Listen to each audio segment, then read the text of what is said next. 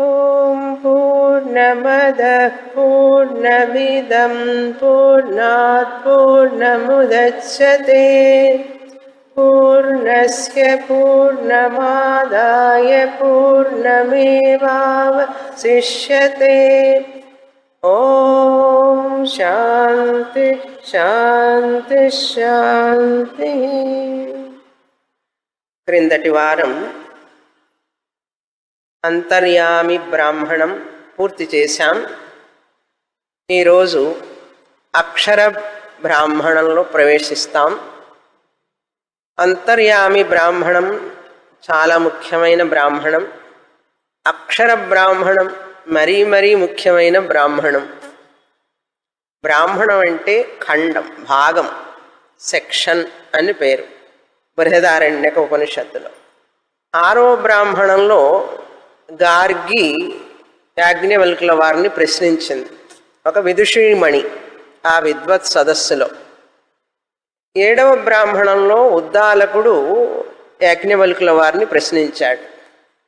ఉద్దాలకుడు అంతర్యామిని గురించి తెలుసుకోవాలనుకొని అడిగాడు. హిరణ్యగర్భుడు, అంతర్యామి. ఈ 2 పదాలు మనం విన్నప్పుడు మనకు మాండుక్యోపనిషత్తు గుర్తుంచుకోవాలి. 2వ పాదం, 3వ పాదం. 2వ పాదంలో హిరణ్యగర్భుడు, 3వ పాదంలో అంతర్యామి. సమష్టి సూక్ష్మ ప్రపంచం, ఆ సూక్ష్మ ప్రపంచంలో ప్రతిబింబిస్తున్నటువంటి చైతన్యం కలిపితే హిరణ్యగర్భుడు. మనం బ్రహ్మదేవుడు బ్రహ్మదేవుడు అని ఎవరినైనా పిలుస్తామో ఆయన్నే హిరణ్యగర్భుడు అంటారు వేదాంతంలో. అంతే తేడా. చతుర్ముఖ బ్రహ్మ అంటాం కదా, 4 తలలు ఉన్నటువంటి బ్రహ్మదేవుడు సృష్టికర్త. భగవంతుడు ఆయన్ని మొదట సృష్టించాడు అని చెప్తాం కదా. బ్రహ్మదేవుణ్ణి మొదట భగవంతుడు సృష్టించాడు. ఆ బ్రహ్మదేవుడు మనల్ని అందరినీ సృష్టించాడు, ఈ జగత్తునంతా అని చెప్తూ ఉంటాం, వింటూ ఉంటాం మనం పురాణాలలో. అక్కడ ఏదైతే చెప్పారో పురాణంలో ఇక్కడ వేరే భాషలో చెప్తాం అదే విషయాన్ని. కొంచెం సాంకేతిక పదాలు ఉపయోగిస్తాం. పురాణాలలో అయితే బ్రహ్మదేవుడని, ఆయన్ని భగవంతుడు సృష్టించాడని, విష్ణుమూర్తి పడుకోనున్నాడు ఆయన శేషపాన్పు మీద, బ్రహ్మదేవుడు ఆయన యొక్క నాభిస్థానాన్ని నుంచి వచ్చాడు, ఆయన సృష్టి చేసి మిగతాదంతా నువ్వు సృష్టి చెయ్యి అన్నాడు అని చెప్పి ఇవన్నీ వింటాం మనం. కథలు, సినిమాలు చూస్తాం, సీరియల్స్ చూస్తాం, బాగుంటుంది. మనం కొంచెం ఎదిగిన తర్వాత శాస్త్రం చెప్తుంది, విన్నావు కథలు చాలు, విన్న వరకు చాలు, అసలు దానిలో ఉన్నటువంటి తాత్పర్యం ఏమిటో తెలుసుకో అంటుంది. నువ్వు ఎదిగినప్పుడే, శాస్త్రానికి ఏం తొందర లేదు, నువ్వు ఎదిగినప్పుడు ఎదుగు. జన్మలే తీసుకుంటావో, దశాబ్దాలే తీసుకుంటావో, యుగాలే తీసుకుంటావో నీ ఇష్టం. ఓ జీవుడా, నేను చెప్పినటువంటి ఆ పురాణి కథలన్నీ కూడా ఒక రోజుకి నువ్వు ఎదిగితే నీకు అర్థమవుతాయి. ఎట్లాగైతే పిల్లలకి స్కూల్లో యాపిల్ బొమ్మలన్నీ పెట్టి, ఎల్కేజీ యూకేజీ చూసారా క్లాస్ రూమ్ అంతా బొమ్మలే, రూమ్ అంతా బొమ్మలు అంటిస్తారు. టీచర్ అనేక బొమ్మలు తీసుకొని వస్తుంది, ఆ బొమ్మల్ని చూపిస్తూ ఉంటుంది. యాపిల్ ఏమిటి, పెన్సిల్ ఏమిటి, బాక్సులు ఏమిటి, ఆ జంతువుల బొమ్మలు ఏమిటి, పక్షులు ఏమిటి, రకరకాల బొమ్మలన్నీ తీసుకొచ్చి చూపిస్తుంది. ఫస్ట్ ఎయిడ్ కాదు, టీచింగ్ ఎయిడ్స్. ఫస్ట్ ఎయిడ్ ఏమిటి, టీచింగ్ ఎయిడ్స్. ఫస్ట్ ఎయిడ్ ఎందుకన్నానంటే మెయిన్ ట్రీట్మెంట్కి ముందు ఫస్ట్ ఎయిడ్ ఉంటుంది కదా. ఓకే, అది కూడా తప్పు లేదు. మెయిన్ ట్రీట్మెంట్కి ఆపరేషన్కి ముందు ఫస్ట్ ఎయిడ్ అంటారు చూసారా, అట్లాగే ఇవి కూడా టీచింగ్ ఎయిడ్స్. ఆ టీచింగ్ ఎయిడ్స్ అన్నీ ఎంతకాలం అండి? కొంతకాలమే. మన ఇంట్లో పిల్లలు కూడా చూడండి, ఎన్ని బొమ్మలు కొంటాం మనం. ఆ బొమ్మలు వాడుకొని వాడికి అలుపు వచ్చేస్తుంది. వా, చాలు ఈ బొమ్మలు అని చెప్పి. ఇంకా వాడికి బొమ్మల మీద ఇంట్రెస్ట్ ఉండదు. స్కూల్లో కూడా పిల్లలు ఎదుగుతారు. నెక్స్ట్ క్లాస్కి వచ్చేటప్పటికి నువ్వు 5వ క్లాసులో 3వ క్లాసు 4వ క్లాసు చూస్తే బొమ్మలు ఉండవు, ఏముండవు, గోడల మీద ఉండవు, క్లాస్ రూమ్లోనూ బొమ్మలు ఉండవు, పుస్తకాలు పెన్నులే. ఎదిగారు కదా. మన సంగతి ఏమిటి? స్కూల్ సంగతి విన్నాం, పిల్లల సంగతి విన్నాం. మనం కూడా ఎదగాలా లేదా? దేవుణ్ణి గురించి, మన పూజల గురించి, మన నమ్మినటువంటి దేవుణ్ణి బొమ్మలుగా పెట్టుకొని శ్రీరామనవమి కళ్యాణం చేసాం, ఇప్పుడే సీతారాముల కళ్యాణం చూతం రారండి అని చెప్పి కృష్ణుడి జయంతికి అప్పుడు అన్ని బొమ్మలు పెట్టి చేసి ఇంకా బొమ్మలతోనే ఎంతకాలం ఉంటావు అంటుంది శాస్త్రం. ఆ బొమ్మల్లో ఉన్నటువంటి విషయాన్ని అర్థం చేసుకో. ఆ బొమ్మలు ఆరాధించడం, బొమ్మలకి కళ్యాణం చేయడం అవన్నీ కూడా మెట్లన్నీ ఎక్కుతాం. దేనికోసం అంటే పైన గుడికి చేరడం కోసం. మెట్లు ఎక్కుతూనే ఉంటాను నేనంటే మెట్లు ఎక్కడం దేనికోసం? పైన గుడి గర్భగుడిలోకి వెళ్ళడానికే కదండి. ఒకడు ఎక్కుతూనే ఉన్నాడు, మెట్లు ఎక్కుతూనే ఉన్నాడు. ఇంకా ఎంతకాలం ఎక్కుతావయ్యా అంటే చాలా బాగుందండి, ఇక్కడ అంత సీనరీ బాగుంది, చల్ల గాలి వస్తుంది, ఇక్కడే ఉంటానన్నాడు. ఒక్కొక్క మెట్టు ఎక్కేటప్పుడు నీ మనసులో ఏముండాలి? నేను ఆ గర్భగుడికి వెళ్ళాలి, అది చూడాలి భగవంతుడిని అక్కడ గర్భగుడిలో. అది దాని మెట్ల యొక్క ప్రాముఖ్యత. మెట్లు కోసం కాదు. ఒక్కొక్క మెట్టును ఎక్కుతున్నావు అంటే నీ మనసు లోపల ఒక గమ్యం ఉండాలి లోపల. అది ముఖ్యమైనటువంటి దర్శనం. అదేవిధంగా మన జీవితంలో కూడా మనం ఆరాధించే పద్ధతి, ఆరాధన, దేవుడు, ఇవన్నీ కూడా దేనికి తీసుకువెళ్ళాలి మనల్ని అంటే ఆత్మ దర్శనం. ఆత్మలో తాదాత్మ్యం చెంది నేను ఆత్మనని గ్రహించడం కోసం. ఈ ఉదాహరణ గుర్తుపెట్టుకోండి. పైన దేవాలయం ఉంది, మెట్లు ఎక్కుతున్నాం, పైకి వెళతాం గర్భగుడిలోకి. జీవితం కూడా అంతే. ఈ కర్మయోగ సాధన, ఉపాసన యోగ సాధన, దైవ పూజ, జప, తప, పారాయణం ఏమన్నా తీసుకోండి, ఏ రకాలైనా మీరు ఆచరించండి, ఏ దేవుణ్ణైనా పూజించండి, ఎలానైనా పూజించండి, మీ ఇష్టం. గంటలే పూజిస్తారో, అరగంట పూజిస్తారో, రోజుల తరబడి పూజిస్తారో, ఉపవాసాలే చేస్తారో, లేకపోతే తీర్థక్షేత్రాలకే వెళతారో, అన్నీ కలిపి చేస్తారో, మీ ఇష్టం. అదంతా కూడా ఎందుకోసం? ఇవన్నీ కూడా దేనికోసం పెట్టారు ఇవన్నీ అంటే, ఎవరైతే ఆరాధిస్తున్నాడో భగవంతుణ్ణి, ఆ ఆరాధించేవాడు తాను భగవంతుడి కంటే వేరు కాదు అని తెలుసుకోవడం కోసం ఈ ఆరాధన అంతా కూడా. అది ఎలా తెలుసుకుంటాము అని అంటే శాస్త్రం పఠనం ద్వారా తెలుసుకుంటాం. కనుక శాస్త్ర పఠనం ద్వారా మనం ఏం తెలుసుకుంటున్నాము? ఆ కథల్లో విన్నదాన్ని ఇక్కడ ఆ బ్రహ్మదేవుణ్ణి హిరణ్య గర్భుడని, సూత్రాత్ముడని, ప్రాణం అని అనేక పేర్లతో పిలువబడింది. సమష్టి సూక్ష్మ ప్రపంచ చిదాభాస సహిత చైతన్యం హిరణ్య గర్భ అన్నాం. అదే సమష్టి హిరణ్య గర్భుణ్ణి ఇక్కడ తైజసుడు అన్నాం. విశ్వ తైజస మాండుక్యంలో. కనుక ఈ తైజసుడే ఆ హిరణ్య గర్భుడు. ఆ హిరణ్య గర్భుని గురించి తెలుసుకున్నాడు. ఉద్దాలకుడు మాకు తెలుసు అన్నాడు, మేము విన్నాం గంధర్వుడి దగ్గర అంటే చెప్పమన్నాడు. అప్పుడు ఈయన చెప్పారు యాజ్ఞవల్కుల వారు. ఆ హిరణ్య గర్భుడికి ఆ సూక్ష్మ సమష్టి సూక్ష్మాది సూక్ష్మం అన్నమాట. ఆ హిరణ్య గర్భుడికి ఆధారం ఏమిటి అని అడిగాడు. అప్పుడు యాజ్ఞవల్కుల వారు చెప్పారు ఈశ్వరుడు, అంతర్యామి అన్నారు.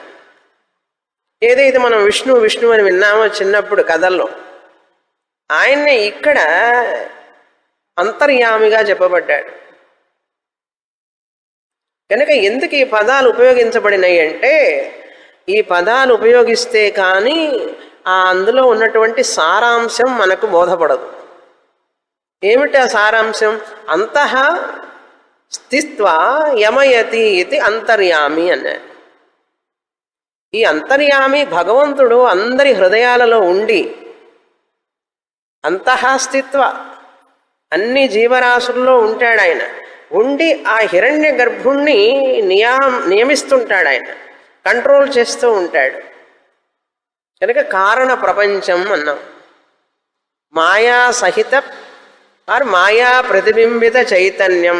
కారణ ప్రపంచంలో మాయా ప్రతిబింబిత చైతన్యం ఎప్పుడైతే ఉంటుందో ఆయన ఈశ్వర అన్నాం. ఆ ఈశ్వరుడంటేనే భగవంతుడు, శివుడని కాదు అర్థం ఇక్కడ. పూజ్య స్వామీజీ ఎప్పుడు ఈశ్వర అనే వాడతారు, భగవంతుడని కూడా వాడరు ఆయన. దేవుడని వాడం, గాడ్ అనే పేరు రాదు. భగవాన్ అనేది వాడతారు, కానీ మెయిన్గా ఈశ్వర అని వాడతారు. ఆ ఈశ్వర అంటే ఇక్కడ మనం శివుడు అనే అర్థంలో విని అలవాటు పడి ఉన్నాం. ఎప్పుడెప్పుడు ఈశ్వర అంటే, ఈశ్వర అంటే ఏముంది? ఈశతే, ఈ జగత్తు మొత్తాన్ని పరిపాలించేవాడు ఈశ్వరుడు. ఎందుకు ఆయనకి ఈశ్వరుడు అని పేరు వచ్చింది భగవంతుడికి అంటే, ఈ జగత్తు మొత్తానికి కూడా ఆధారమైన ఆయన పరిపాలిస్తున్నాడు. ఈ సృష్టిలో సూర్యుడు ప్రకాశించడం, నీళ్లు క్రిందికి ప్రవహించడం, వర్షం కురవడం, ఈ గాలి నీరు వీటన్నిటినీ కూడా ఆయన కంట్రోల్ చేస్తున్నాడు. నియామకుడు బయట చేస్తున్నాడు, లోపల జీవరాశుల్లో ఉండి చేస్తున్నాడు. కనుక మరి ఆయనకి ఎప్పుడు ఏం పేరు పెట్టాలి? దానికి తగినట్లుగా పెట్టాలి కదా. అంతర్యామి అని పెట్టాం. ఈశ్వరుడికి పేరు అంతర్యామి. అంతర్యామి అంటే ఇదేం చెప్పేశాడు ఎవరు? యాజ్ఞవల్కుల వారు. అప్పుడు ఉద్దాలకుడు వెళ్ళొస్తానండి, చాలా సంతోషం, బాగా చెప్పారన్నాడు. ఇంకా 1000 ఆవులు ఉన్నాయి అక్కడ ఎదురుగా, తీసుకుపోవాలి. ఇప్పుడు ఏం చేయాలి? ఇప్పుడు మళ్ళీ గార్గి వస్తున్నది. గార్గి 6వ బ్రాహ్మణంలో వచ్చింది, అక్కడ ప్రశ్నలు వేసింది. గార్గి బ్రాహ్మణం అని పేరు దానికి. ఇప్పుడు ఈ బ్రాహ్మణంలో మళ్ళీ వస్తుంది. ఆవిడొక్కతే 2 సార్లు వస్తుంది చూడండి. మైత్రేయి, గార్గి. ఆడవాళ్ళు ఎప్పుడైనా అంతే, కొంచెం చోటు ఇచ్చామంటే ముందుకు దూసుకుపోతారు. ఇంకా అట్లాగే అందరూ ఒక్కొక్కసారి అడిగితే వీళ్ళిద్దరు మాత్రం మైత్రేయి బ్రాహ్మణం 2 సార్లు వస్తుంది, గార్గి బ్రాహ్మణం అనుసార్ 2 సార్లు. అయితే ఇక్కడ గార్గి బ్రాహ్మణం అనం, అక్షర బ్రాహ్మణం. ఆడవాళ్ళని కాదు, చాలా వాళ్ళు మేధావులు, మేధా సంపన్నులు, బాగా జ్ఞానం ఉన్నవాళ్ళు. కనుక గార్గి ఎందుకన్నానంటే, మామూలుగా స్త్రీలు అనుకుంటుంటారు ఏముందండి ఆడవాళ్ళ జన్మ, దానికంటే అడవిలో మానవి పుట్టడం మేలు అంటుంటారు ఈ కష్టాలన్నీ చూసుకొని. అందుకని చెప్తున్నాను అనమాట. గార్గి మైత్రేయి ఎంత గొప్పవాళ్ళు, ఎంత విద్యా సంపన్నులు వాళ్ళు. వాళ్ళను తలుచుకో, అడవిలో పుట్టాలని కోరుకోవాకు. ఆ స్త్రీలను తలుచుకొని గొప్ప విదుషీమణులని మనం కూడా అట్లా అవ్వడానికి ప్రయత్నం చేద్దాం. అవుతామో లేదో కానీ సంకల్పం చేసుకోవడంలో తప్పే ఉంది. ఊహించుకుందాం, కనీసం వాళ్ళని చూసి ఆనందిద్దాం. కనుక గార్గి వస్తున్నది, 2 ప్రశ్నలు వేయబోతున్నది. ఆ ప్రశ్నలు వేయడంలో కూడా ఆవిడ ధీమా ఎంతంటే చాలా ఎక్కువ, అంత కాన్ఫిడెన్స్ అనమాట.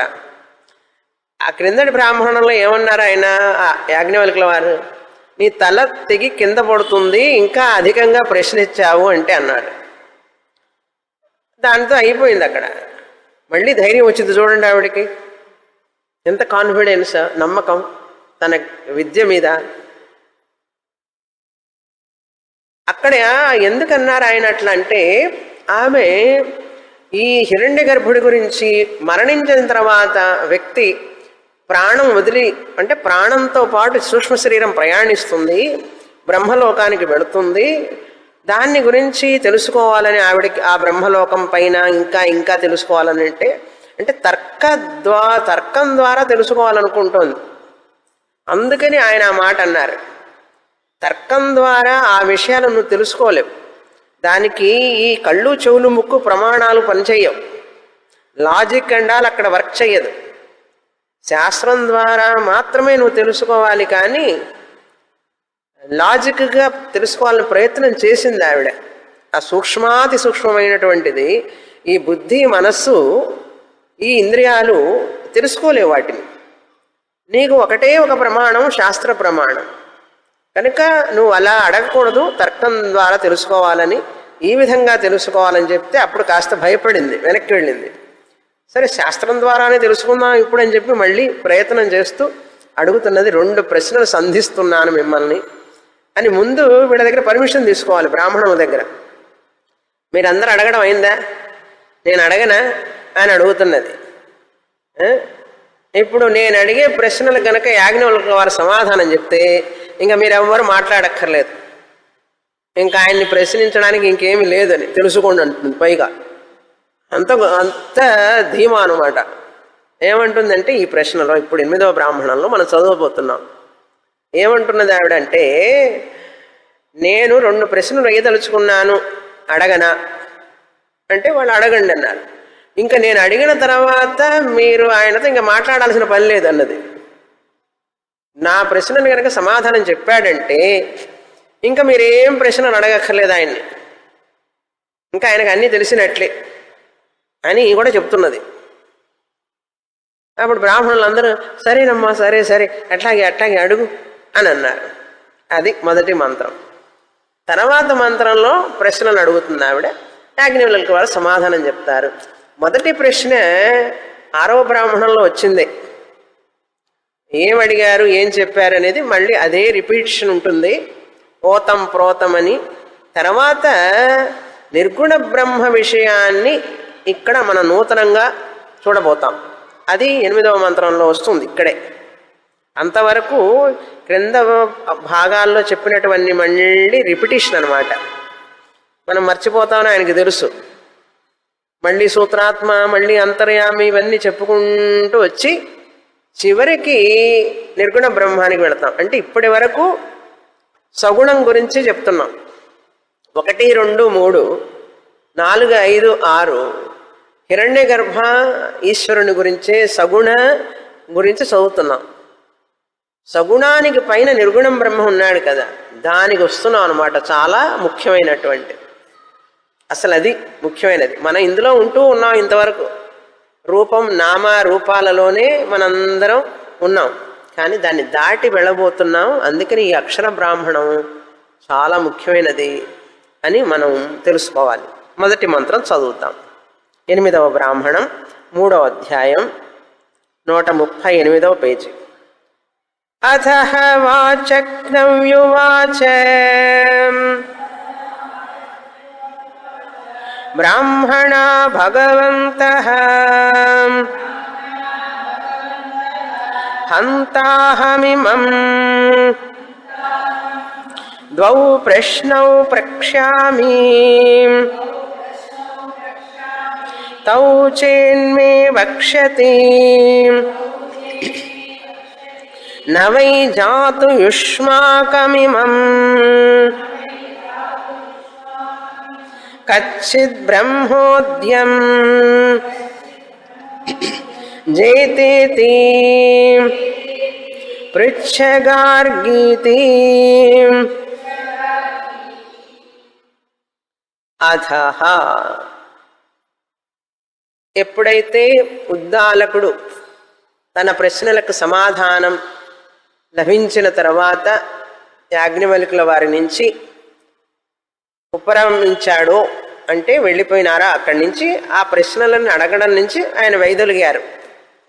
తర్వాత వాచక్నవ్యువాచ, వాచక్నవి మరొక పేరు గార్గీకి, వాచక్నవి అని పేరు. వచక్నుని యొక్క కుమార్తె వాచక్నవి. ఈ వాచక్నవి గార్గి అడుగుతున్నది బ్రాహ్మణుల్ని, బ్రాహ్మణా భగవంతః, ఓ భగవత్ సమానులైనటువంటి బ్రాహ్మణా, వాళ్ళందరినీ గౌరవంగా సంబోధిస్తున్నది.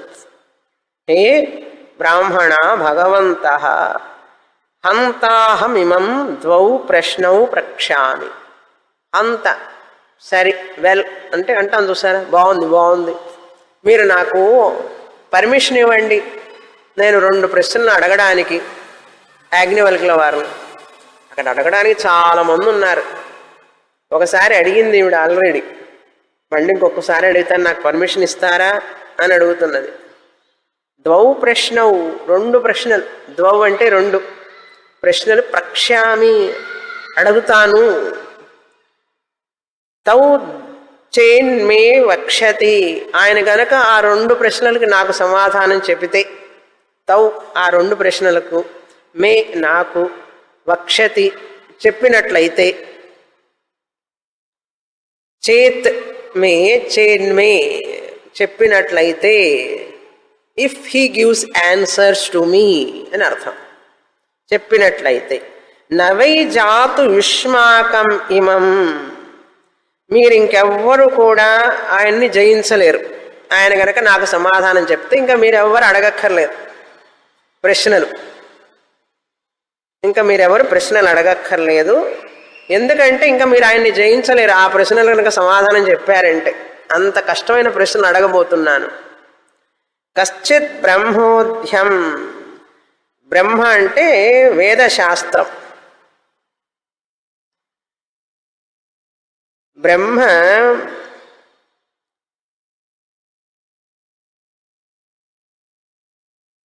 వాదం, బ్రహ్మను గురించి చేసే వాదం, దాని గురించి బ్రహ్మోద్యం. కశ్చిత్ బ్రహ్మోద్యం జేతేతి, ఇంకా ఆయన్ని ఎవరు జయించలేరు. ఆయన జయించినట్లే నా ప్రశ్నలు కనుక సమాధానం చెప్తే అన్నది. అంటే వారన్నారు బ్రాహ్మణులందరూ, పృచ్ఛ గార్గి ఇది, పృచ్ఛ అడుగమ్మా, నువ్వు వారిని ప్రశ్నలు అడగవచ్చు అన్నారు. సరే, ఇప్పుడు ఆవిడ రెడీగా ఉంది ప్రశ్నలు అడగడానికి. 2వ మంత్రం చదువుతాం. సాహోవాచ అహం వైత్వా యాజ్ఞవల్క్య యథా కాశ్యో వా వైదేహో వా ఉగ్రపుత్రః ఉజ్యం ధనురధిజ్యం కృత్వా ద్వౌ బాణవంతౌ సపత్నాతి వ్యాధినౌ హస్తే కృత్వా ఉపోత్తిష్ఠేతే ఏవమేవ అహం త్వాం ద్వాభ్యాం ప్రశ్నాభ్యాం ఉపోధస్తాం తౌ మే బ్రూహీతి పృచ్ఛగార్గీతి. ఎప్పుడైతే బ్రాహ్మణులందరూ ఆమెకు అనుజ్ఞనిచ్చారో ప్రశ్నలు వేయడానికి, ఇప్పుడు గార్గి యాజ్ఞవల్కుల వారిని అడుగుతున్నది. సాహో వాచ. సాహో అంటే ఏదో సినిమా పేరు వస్తున్నది సాహో అని, ఆ సాహో కాదు ఇక్కడ. సా మీన్స్ ఆ గార్గి, స్త్రీలింగం. దకారాంతః స్త్రీలింగః తత్శబ్దః.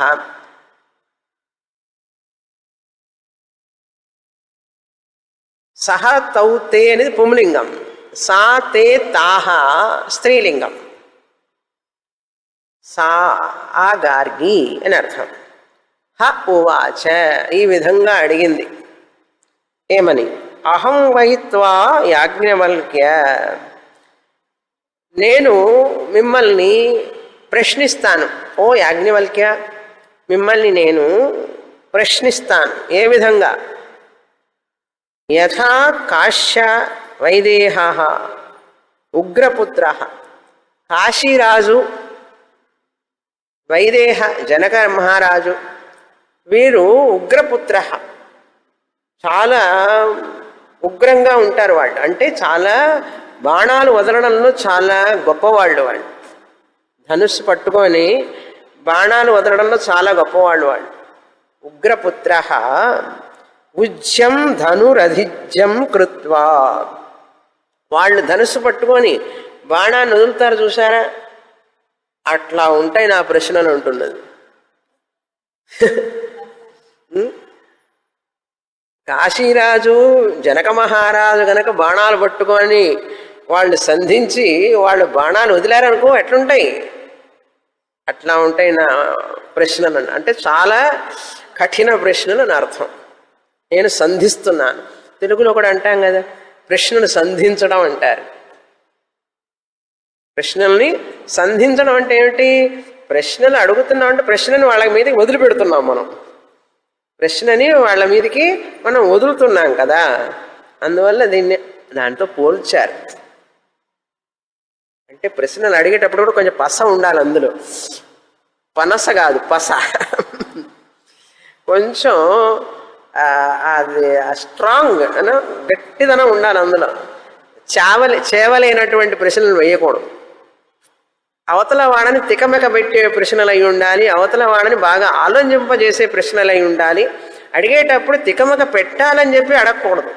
మనం అడిగే ప్రశ్నలు వాళ్ళు విన్న తర్వాతే ఆహా ఎంత మంచి ప్రశ్నలు వేస్తున్నారు, వీళ్ళు మంచి ఆలోచనాపరులు, వీళ్ళకి బుద్ధి జాస్తి ఎక్కువ అనిపించాలి వాళ్ళకి. అట్లాంటి ప్రశ్నలు వేయాలి. అట్లని చెప్పి అందరూ అట్లాంటి ప్రశ్నలు వేయలేరు. మనకు తోచిన ప్రశ్నలు ఏదో మనం వేస్తాం. అట్లని చెప్పి ప్రశ్నలు అడగకుండా ఉంటామా ఏమిటి? కనుక ఒక్కొక్కళ్ళు ఒక్కొక్క వాళ్ళ శక్తి సామర్థ్యాలను బట్టి, బుద్ధి సామర్థ్యాన్ని బట్టి ప్రశ్నలు వేస్తూ ఉంటారు. ప్రశ్నలు వెయ్యాలి అంటే ఏదైనా స్టఫ్ ఉండాలి కదా, ఇక్కడ చదువుకొని ఉండాలి, వినుండాలి, ఏదన్నా ఉంటే కదా ప్రశ్నలు వేయగలుగుతాం. ఆవిడ బాగా చదువుకున్నది కనుక ప్రశ్నలు సంధిస్తున్నది, చాలా కాన్ఫిడెంట్గా చెప్తున్నది. నేను అడిగే తప్పేమోనండి, నేను అడగచ్చో అడగకూడదు ఇట్లా మొదలు పెడతాం మనం. ముందు అడగడం సంగతి తర్వాత, ముందు మన స్టార్టింగ్ ఎట్టుంటుందంటే తప్పేమోనండి నేను అడిగేది, నేను అడగచ్చో అడగకూడదు, ఇదంతా డిఫిడెన్స్లో ఎందుకు మనం స్టార్టింగే. నాకు ఒక ప్రశ్న ఉందండి, ఆ ప్రశ్నకి సమాధానం చెప్పాలి, మీరే చెప్పగలరు, నాకు చెప్పండి అంటే ఎంత సంతోషంగా ఉంటుంది. కొంచెం కాన్ఫిడెన్స్గా మాట్లాడచ్చు కదా, అది కూడా రావాలి కనీసం. అది వస్తే మనకు అడిగేటప్పుడు కొంచెం భయం ఉంటుంది మనకు, మనం సరిగ్గా ప్రశ్నిస్తున్నామో లేదోనని. అందుకని కొన్ని భయాలు పోతాయి. అడగంగా అడగంగా అడగంగా భయాలు పోతూ ఉంటాయి, ఇంకా ఇంకా ప్రశ్నలు వస్తూ ఉంటాయి. ప్రశ్నలు రాగా రాగా మనం తెలుసుకుంటాం విషయాన్ని. అదే కదా సంవాదం అంటే. సంవాదం అంటే క్లాసులో ఉండదు సంవాదం. గురువుగారు చెప్పిన తర్వాత, సీడీ విన్న తర్వాత సందేహాలు వస్తాయి. వచ్చినప్పుడు వెంటనే మనసులో ఏమన్నా రాని సందేహం టక్కన రాసేయడమే. రాసిన తర్వాత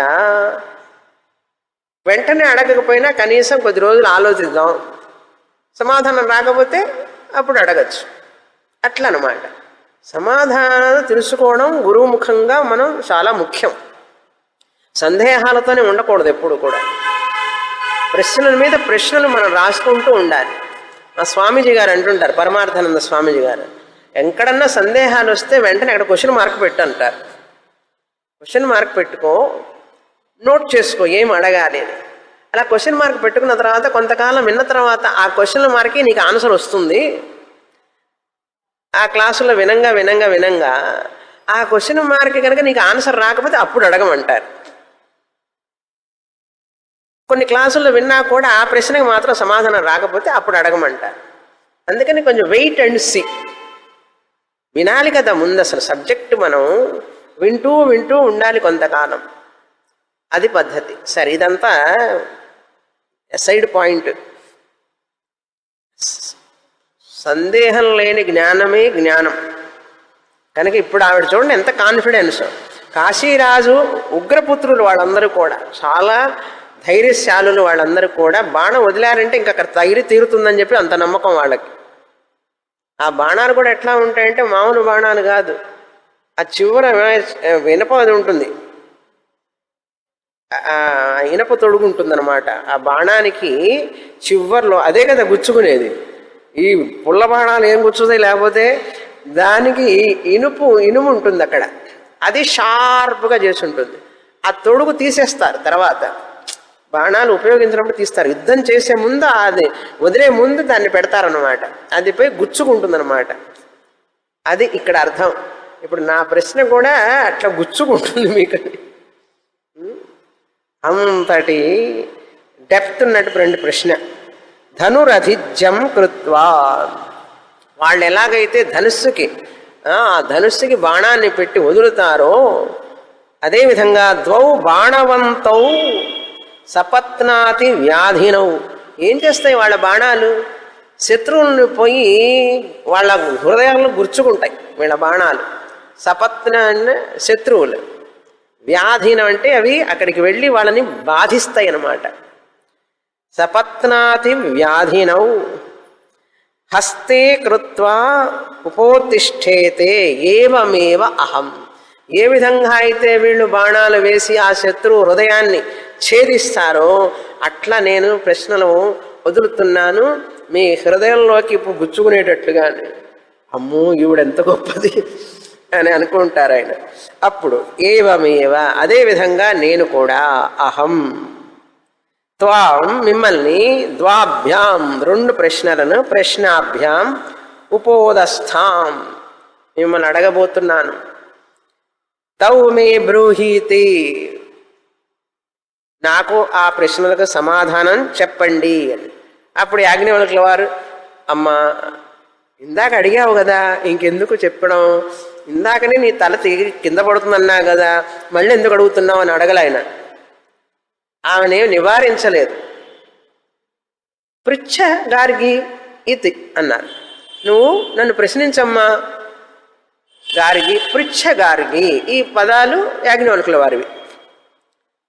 ఇతి, ఈ విధంగా అన్నారని చెప్పి ఉపనిషత్తు చెప్తున్నది మనకు. ఇతి, ఈ విధంగా వారు ఆమెని ప్రశ్న అడగమని చెప్పారు. చూసారు ఎంత తేలిగ్గా ఉందో సంస్కృతం. చెప్తుంటే దాపితే ఏం అర్థం కాదు. తర్వాత 3వ మంత్రం. సాహోవాచ యదూర్ధ్వం యాజ్ఞవల్క్య దివః యదవాక్ పృథివ్యాః యదంతరా ద్యావా పృథివీ ఇమే యద్భూతం చ భవచ్చ భవిష్యచ్చ ఇత్యాచక్షతే. కస్మిన్ స్థం ద్యోతం చ పోతం చ ప్రోతం చేతి స్మిన్స్తదోతం చ ప్రోతం చేతి.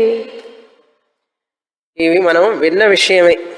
మళ్ళీ ఆవిడ రిపీటెడ్గా అడిగి, ఇక్కడ నేను అంతకుముందు ఏం అడుగున్నానో అదే అడుగుతున్నది ఆవిడ. అడిగి దానిపైకి కంటిన్యూషన్ తీసుకెళ్తున్నమాట. అబ్రప్ట్గా క్వశ్చన్ అడగకూడదు. తాను క్రిందటి బ్రాహ్మణంలో 6వ బ్రాహ్మణంలో హిరణ్యగర్భుని గురించి, అంతర్యామిని గురించి ఏదైతే విన్నదో యాజ్ఞవల్కుల వారి నుంచి ఉద్దాలకుడు అడిగాడు, ఆయన చెప్తున్నారు, ఆవిడ విన్నది. ఈవిడ కూడా కొన్ని అడిగింది. ఓతం ప్రోతం అని చెప్పి ఎవరి మీద ఆధారపడున్న ఈ భూమి, ఎవరి మీద ఈ అంతరిక్షం ఆధారపడి ఉంది, అవన్నీ అడిగింది కదా. అప్పుడు ఈ అంతా కూడా హిరణ్య గర్భుడి మీద ఆధారపడి ఉందని చెప్పాడు ఆయన.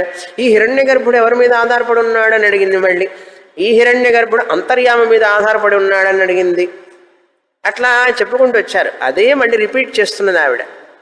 చేసి క్రొత్త ప్రశ్న ఏంటంటే 7వ మంత్రంలో వస్తుంది. 8వ మంత్రంలో కంటిన్యూషన్ అవుతుంది. సాహోవాచ, గార్గి ఆవిడే ప్రశ్నిస్తున్నది. ఏమని?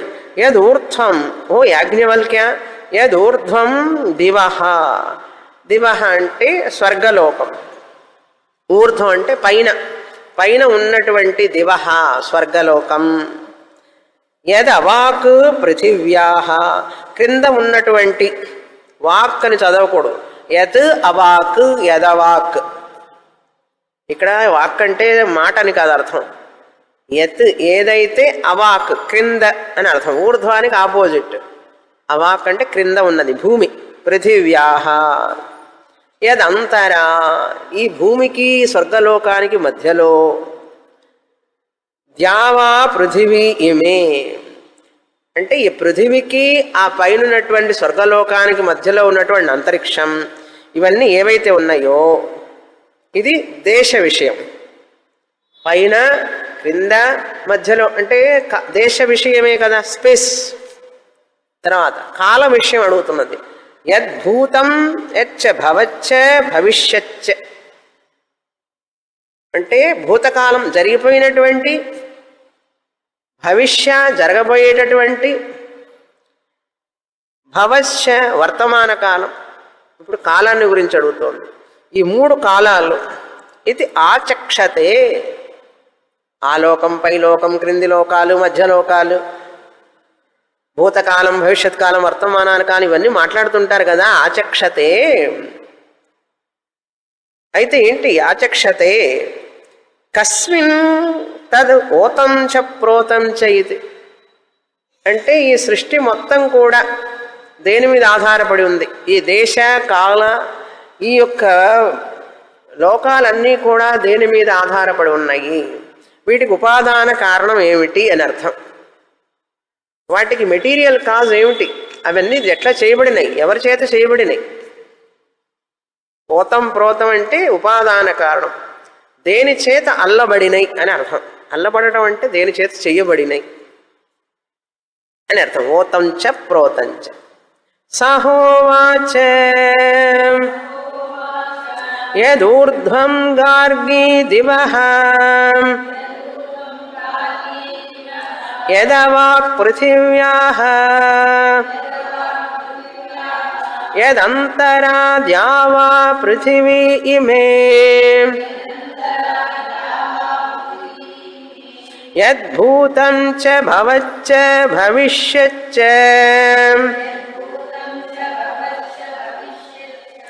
ఇత్యాచక్షతే.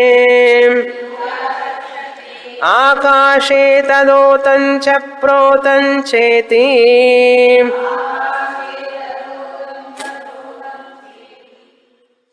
చెప్పిన ప్రశ్న అంతా మళ్ళీ చెప్పి ఆ చివరలో మూడో లైన్లో ఆన్సర్. ఆమె చెప్పిన ప్రశ్నే మళ్ళీ చెప్పాలి, చెప్పి ఆన్సర్ ఇవ్వాలి. లేకపోతే ఏమిటంటే నేను అడిగింది ఒకటి నువ్వు చెప్పేది ఒకటి అంటారు కదా. మామూలుగా మన ఇళ్లలో కూడా మనం ఏదైనా సమాధానం చెప్తే అసలు నా ప్రశ్న నీకు అర్థం కాలే, నేను అడిగింది ఒకటి నువ్వు చెప్పేది ఒకటి అంటారు. అందుకని అటువంటి సందేహం రాకుండా నీ ప్రశ్న ఏమిటో నాకు తెలుసు అని చెప్పి ప్రశ్నను రిపీట్ చేయాలి. అప్పుడు వాళ్ళు ఇంకా ఆ మాట అనడానికి వీలుండదు. మనకు అంత తెలివితేటలు ఉంటాయి కదా. యాజ్ఞవల్కుల వారు చూసారా, ఒకవేళ టక్కున ఆవిడ ఏమంటుంది, నేను అడిగింది అది కాదులేండి అంటే, అందుకని ఆమె అడిగిన ప్రశ్న అంతా ఆయన చెప్పి అప్పుడు సమాధానం చెప్తున్నారు. అంటే ఈయన నా ప్రశ్నని పూర్తిగా అర్థం చేసుకున్నారు, సమాధానం ఇస్తున్నారు కనుక ఇంకా నోటికి తాళం పడినట్లే. ఇదొక టాక్టిక్స్. టాక్టిక్స్ అంటే ఏమిటి? మనకు అవతల వాళ్ళతో మాట్లాడేటప్పుడు మనం వారి ప్రశ్నను మనం పూర్తిగా అర్థం చేసుకున్నామని చెప్పి వాళ్ళకి నమ్మకం కలగాలి. అప్పుడు వాళ్ళు మనం చెప్పే సమాధానాన్ని సరిగ్గా వింటారు, లేకపోతే వినరు. ఆహా, నేను అడిగిన ప్రశ్నని మీరు బాగా అర్థం చేసుకున్నారు, అందుకని చూడండి ఆయన మళ్ళీ తిరిగి మొత్తం అదే చెప్తున్నారు. ఏమని? యదూర్ధ్వం దివః పైన ఉన్నటువంటిది స్వర్గలోకం, ఆవిడే చెప్పింది అవన్నీ. క్రింద ఉన్నటువంటి భూలోకం, మధ్యలో ఉన్నటువంటి యదంతర ద్యులోకం అంటే అంతరిక్షలోకం, ద్యులోకం కదా అంతరిక్షలోకం. తర్వాత భూతకాలంలో ఉన్నటువంటిది, భవిష్యత్ కాలంలో రాబోయేది, వర్తమాన కాలంలో ఉన్నది, ఇవన్నీ కూడా దేని మీద ఆధారపడి ఉన్నాయి? ఓతం ప్రోతం ఆకాశే అన్నాడు. ఇప్పుడు ఆకాశం అనగానే మనం ఈ ఆకాశం అనుకుంటాం.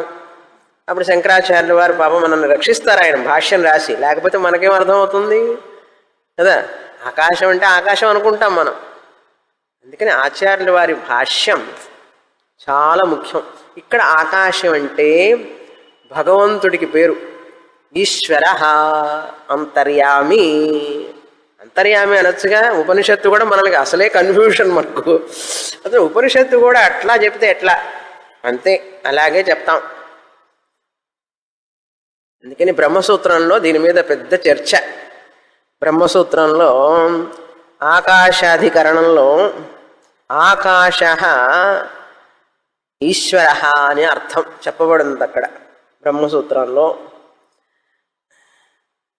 సూక్ష్మాతి సూక్ష్మమైనటువంటి అంతర్యామి కారణ ప్రపంచం అని అర్థం.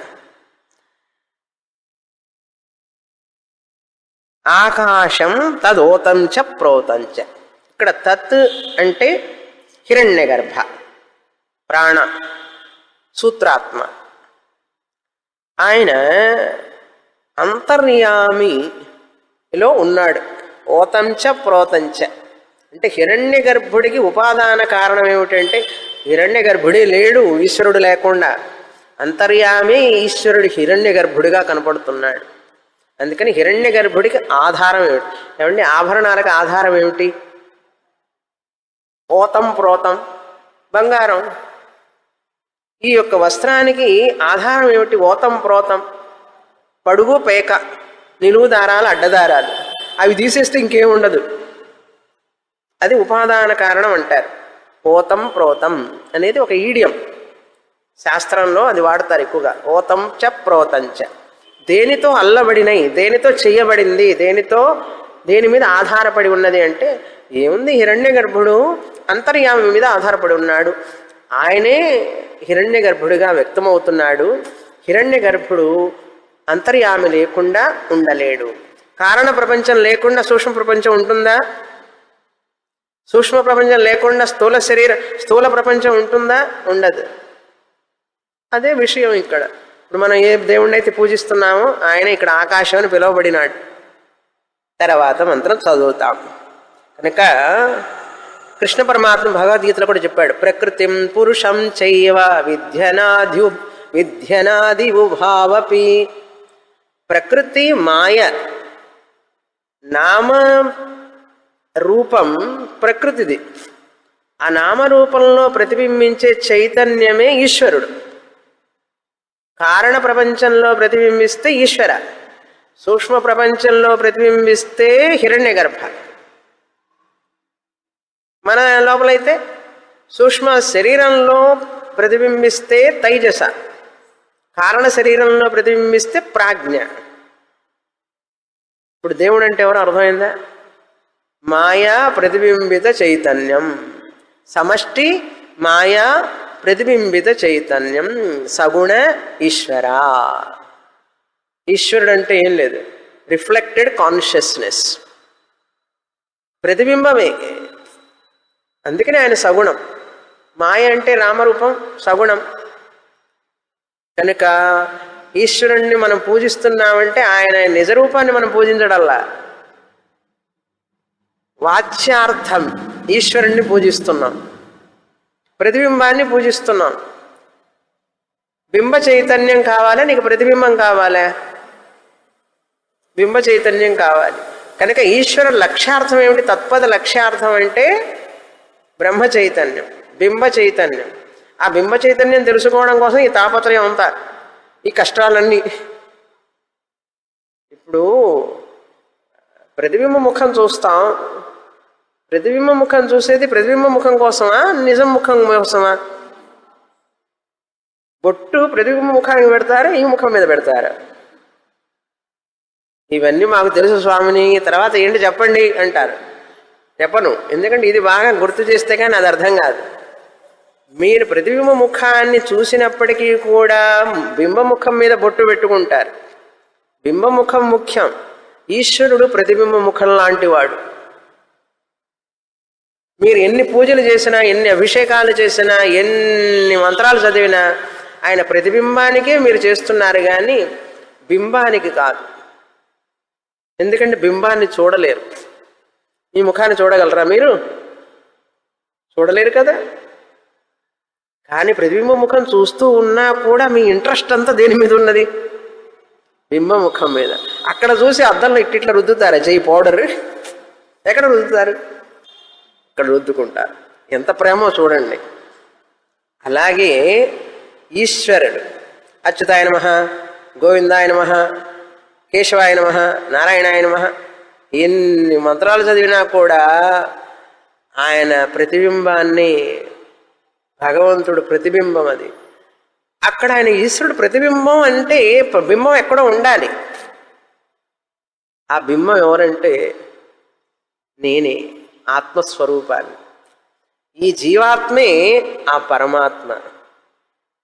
కనుక ఆ ప్రతిబింబం ఈశ్వరుడు వెనక ఉన్న బింబ చైతన్యం, ఈ జీవుడు వెనక ఉన్నటువంటి బింబ చైతన్యం ఒక్కటే. అది తెలుసుకోవడం కోసమే ఆ పూజ. అది తెలుసుకోవడం కోసమే కొబ్బరికాయలు కొడతావో, నిమ్మకాయలు వేస్తావో, తమలపాకులు వేస్తావో, గారెలే చేసి పెడతావో, హనుమంతుల వారికి శ్రీరామనవమికి పానకం ముడపప్పు చేసి పెడతావో, ఏమన్నా చేసుకో, ఎంతకాలం చేస్తావో చెయ్యి. ఒక రోజుకి ఆయన ప్రతిబింబం అని తెలుసుకో. అది మీరు ఎన్నెన్ని జన్మలు ఎత్తొచ్చారో ఇక్కడికి, ఊరికే రాలేదు.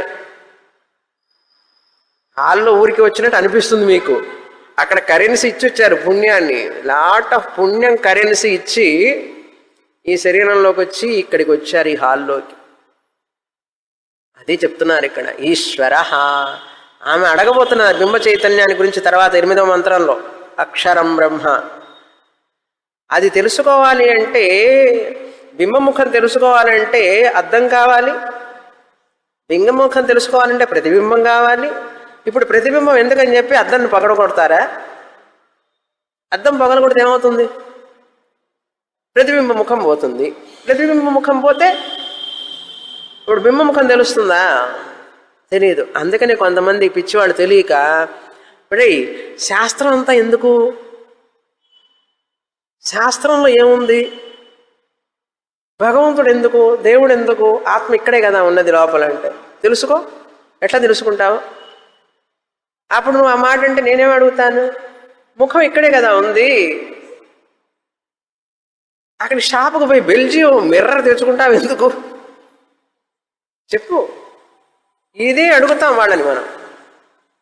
ఆత్మ ఇక్కడ లోపల ఉంటే ఇంకా దేవుడు పునస్కారాలు పూజలు ఏమిటి అసలు పనికి రాకుండా, ఇవన్నీ పిచ్చా మీకేమన్నా అని అడుగుతారు జనం, నాస్తికులు. ఈ దేవాలయాలు ఏమిటి, హాస్పిటల్ కట్టించవచ్చు కదా, స్కూళ్ళు కట్టించవచ్చు కదా, శబరిమల ఎటుపోతే ఏముంది, తిరుపతి ఎటుపోతే ఏముంది, రామ టెంపుల్ ఉంటే ఏంటి లేకపోతే ఏమిటి, మీకు ఎందుకు ఇంత పిచ్చి దేవుడు అంటే అని అడుగుతారు. వాళ్ళందరికీ ఒకటే సమాధానం. నేను వాటన్నిటికీ నీకు సమాధానం చెప్పను, నువ్వు నాకు ఒక సమాధానం చెప్పు.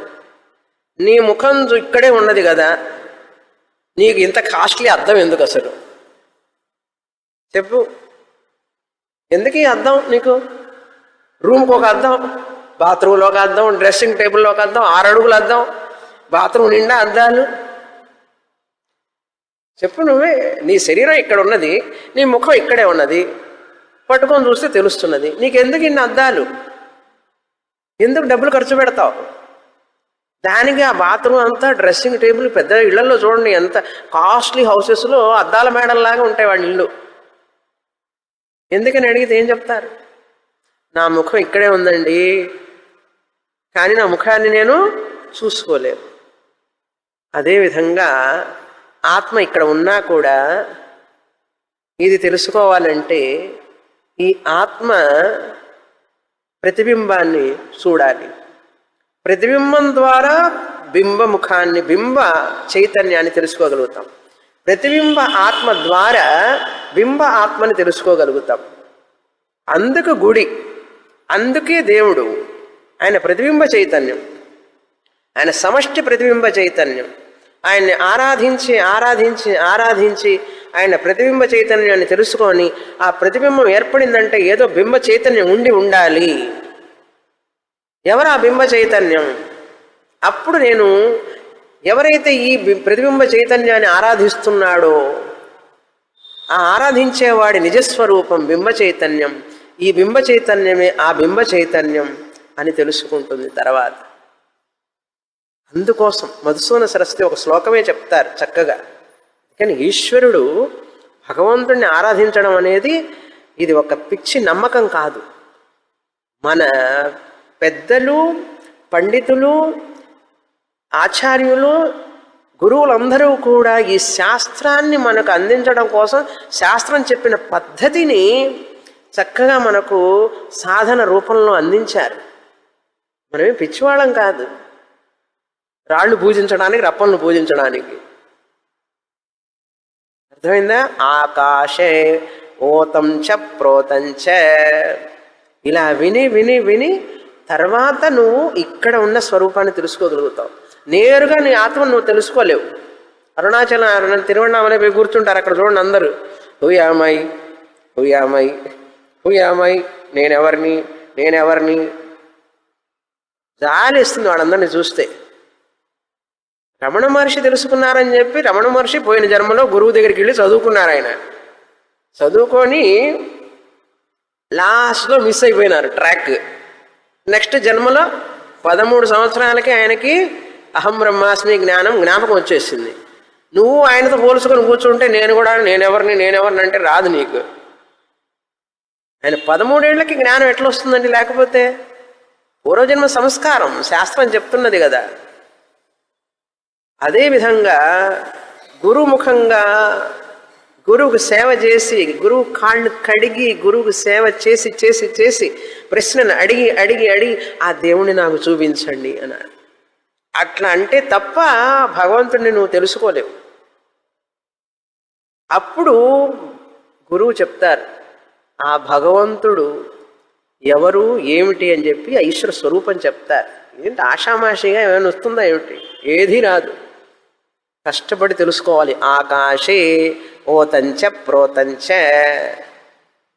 కానీ ఓవర్ కాన్ఫిడెన్స్, కాస్త చదవంగానే మనకంతా తెలుసు అనుకోవడం,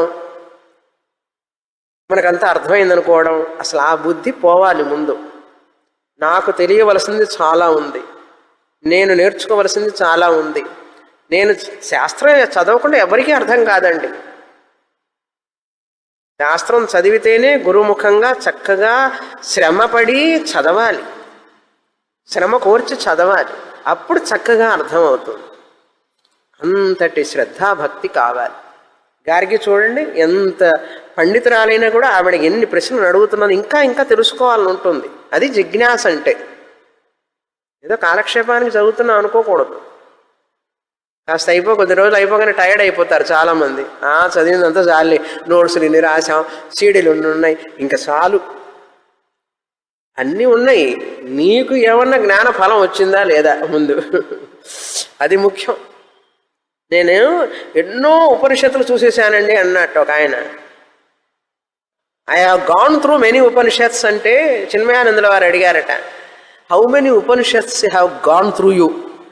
నువ్వు వాటన్నిటి గుండా వెళ్ళావు, అవి నీ గుండా వెళ్ళినయ్యా లేవా అని అడిగాట. అందుకని చాలామంది చదువుతారు, పాండిత్యం ఉంటుంది, కానీ ఇంట్లో నుంచి ఇటు పోవు, లోపలికి ఎక్కవు. కనుక శరణం గురువే శరణం, శాస్త్రమే శరణం.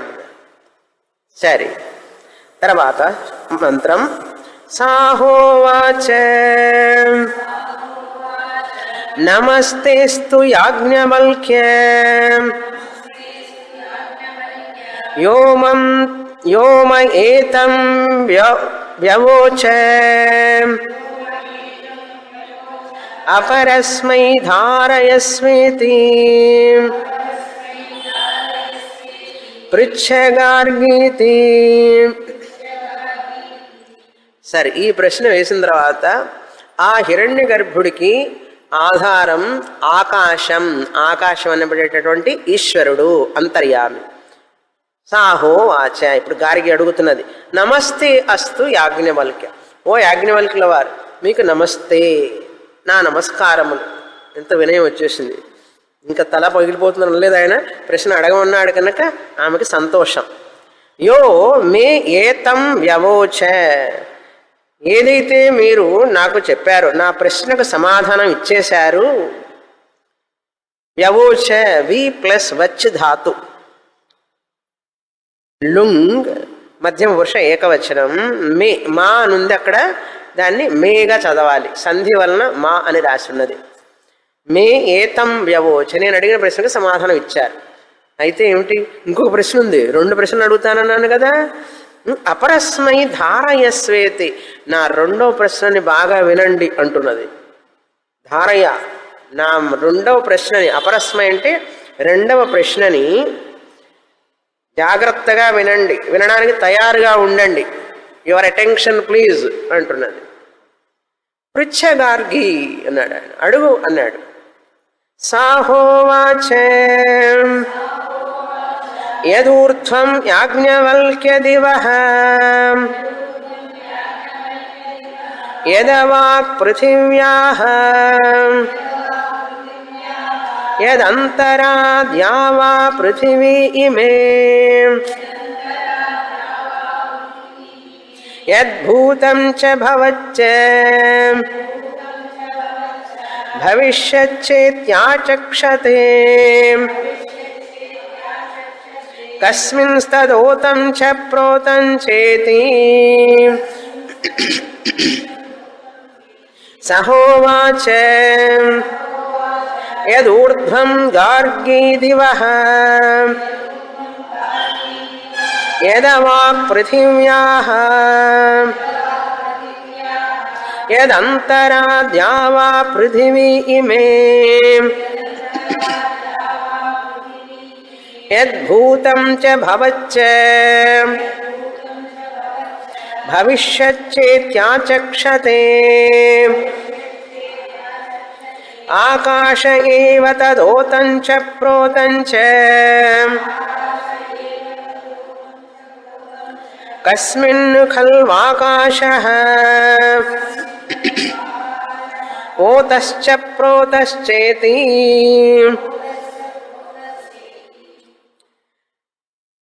ఆరవ మంత్రం, మూడవ మంత్రం ఏదైతే ఉందో అదే రిపిటిషన్. 7వ మంత్రం, 4వ మంత్రం రిపిటిషన్. మొత్తం రిపిటిషనే.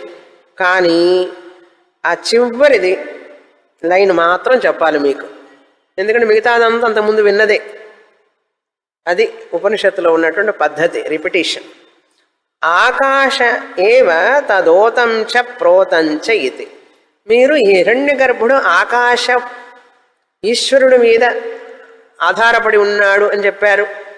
ఆయనే ఉపాదాన కారణం అన్నారు. అయితే ఇప్పుడు నా బ్రహ్మాస్త్రం లాంటి ప్రశ్నకి సమాధానం చెప్పాలి మీరు. ఏమిటది? ఈ ఈశ్వరుడికి ఆధారం ఎవరు? భగవంతుడికి భగవంతుడు ఎవరు? Who is the God of God అని ప్రశ్న ఇది. ఎట్లాంటి ప్రశ్న చూసారు? మనం అడుగుతామా? ఆకాశంచ ఆకాశ ఓతశ్చ ప్రోతశ్చ కస్మిన్ ఖలు. ఈ ఆకాశ ఈశ్వరుడికి మూల కారణం ఎవరు? ఉపాదాన కారణం ఏమిటి? ఆధారం ఏమిటి? ఇక్కడ ఇది బ్రహ్మాస్త్రం లాంటి ప్రశ్న. అంటే తర్వాత మంత్రం చెప్తున్నారు ఆయన.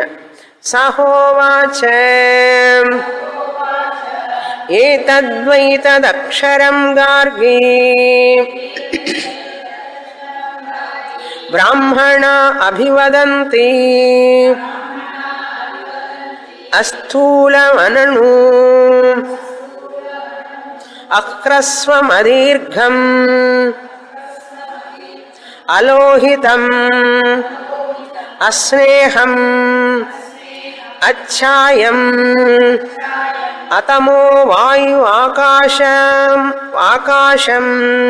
అతమో వాయు ఆకాశం అసంగం వాయు అనాకాశం. అక్కడన్నీ ఆ ఉన్నాయి మధ్యలో. అతమో అవాయు అనాకాశం అతమో అవాయు అనాకాశం అసంగం అరసం అగంధం అచక్షుష్కం